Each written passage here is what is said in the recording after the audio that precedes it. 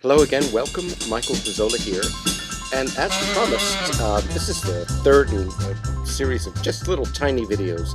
Old black magic has This one me in a associated spell. with my handicapping rant from today, October 18th, Those icy 2008. fingers up and I down my spine. wanted to explain to you the kind of cryptic references I made in my little MacBook and MacBook Pro unboxing videos about hitting a very nice horse yesterday at Hoosier Park. Most of you will be seeing this as part of my handicapping rant, so you'll be familiar with some of these terms. But here's what I'd like to show you. And yeah, I'm on the MacBook Pro and spending a lot of time trying to get both machines synchronize and all of that. So it's fun with computers, but it's been a joy.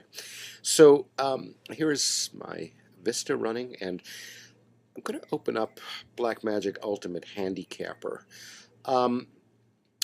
Some of you may be familiar with this software and some not.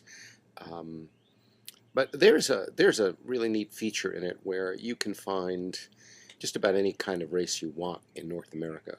Well, early races, races with pattern gaps, and you can just see the dirt sprints and routes. But it will show you races where there's a lot of pressure. That means the early speed horses going too fast to maintain their speed. I didn't do very much with this race. I mean, it was pretty much click and click. Acupressure, which is the program's determination, made it a highly pressured race. And I'm going to zoom in so you can see this, so that it's highly pressured. And there were two closers mentioned, the 9 and the 3, two-seat Pete and Generic. So, I went up here and I looked and I was wondering, this column here is the running style, presser, sustained, early pace, sustained, early press rather. And so you see the 9 and the 3 are both sustained horses. Well, heck, I took a look to see what this 9 horse looked like, and he had one of my type 1 patterns. There's a horse with only 3 races. Nice race, and then kind of relaxed here on the top at Kentucky Downs on the turf. See that? So, that's a very nice. And so, as you can see, he ran a pretty nice race at Ellis Park at 7 furlongs, and then a pretty even race on the turf at Kentucky Downs. So it went from 5,000 up to 10,000. Today is dropping down to 5,000. For those of you who are aficionados of pace shape handicapping, let me show you. This is the Post Time Daily, which is the free software that you get when you get these files to see the races. But here's all of the lines. There's a feature on there where you can just sort to see the horses that are on the lead at the second call. And by going up and down, and let me scroll in for you so you can see this, you're going to look for horses, or what you want to see is a bunch of horses up near the lead or on the lead. So that's on the lead. There's another button, Control and W, and those will show me the horses that are near the lead. And so you get a visceral sense of how much pressure there is in the race. If I wanted to look at just the horses' good races, it's Control G. I want to look for a deep closer. Well, this one horse can close a little bit. The 2's a real early horse. Where are we? The 3? Yeah, the 3. The 3. This would have paid for a lot more max. Anyway, the 4 can close a little. And 3 to 5 by 3 to 2 by a head, 6 by 2 to win the race. The 5, not really. The 6, not really. The 7, not really.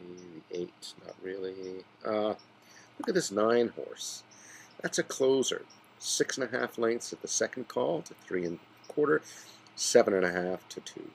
So, it wasn't much. And then I have this cool odds line with Blackmagic, and the odds line put this horse, you know, third on the odds line. It's got a what we call a value tech ratio. And anyway, long story short, the horse came in and paid $19.40 to win. But what's cool, and I just never ceases to amaze me, is this horse came from dead, well, not dead last, third from last, the 8th. It was 8th by 4 lengths, and then closed to win. And he won quite easily in going away. The other horses that we looked to be closers, the 2 and the 3, were 9th and 10th at the second call. But the 9 had the giddy up. I guess he was being prepared for this race, and he was only third after a layoff. But I got a little lucky on the exacta, to be honest with you. I took purely a saver exacta. So, and by the way, you can, those of you who have the software now, you can do that little control early and all of that. And you can do the same thing that you can do on post time daily with this. So that's control early, and then control within, and then control off, and just look at the good races. And so you can have lots of fun with this. But that's I should call this video "Will Handicap for Max" because it was the tickets from this race that got me my MacBook Pro. And it doesn't happen like that all the time, but it seems to happen whenever I buy new computer equipment. I seem to black magic in my analysis seems to come through. If you give me one moment, I'll show you those tickets. So I found them, the tickets I mean. So it was funny because I had just gotten my second computer of the week, and on my way back from getting it, I left a bet and was back at the office when I got the happy news that I forget. I think I remember a 1940 horse. Here was the lucky part. You know, I was really looking for this 3 horse to close and get into the try or something, but it really didn't. You know, 9-4-1. Well, we had the 9 and the 1 up there, you know, really high. But gosh, I wanted that 3 to come in because that trifecta paid $2,167, and the super paid $34.40. So, boy, oh boy, oh boy. But the horse won beautifully, and 1940 mutual to win the exacta, $2 exacta for $4.30. I'll show you some of the tickets I had on it. There's and I just ran down to Palace Station, which is, those of you who know Vegas, not too far from the post-time office. So, and a $40 win bet on it. And here's just a one of the $2 exactas, and this came back for $30, 4. And here's another $50 to win on the horse. So the racebook manager doesn't know me as well as the other station properties, so he said, "Well, I can't make a copy after you catch them, but before." So I had them, and then there was somehow a limit of 3. Well, these other tickets, will you make a copy of these as well? Well, I really can't do that. So if you have a choice among station properties, I'm just saying. In any event, there's a little lesson. Always look, I mean, the takeaway message of this is always look for races where there's a lot of early speed and just 1, maybe 2 closers. And you'll be amazed at how that little insight can help you in your handicapping. Not so much because those closers are, you know, supposed to win, gotta win, all of that. Yeah, they have a little edge, but they're closers. Remember, they have to get around horses or through horses. So, you know, be sure you're getting a price. But one of the things is you will probably get more of a price than you should, because the American public, racing public, does not like horses without release speed, especially in sprints.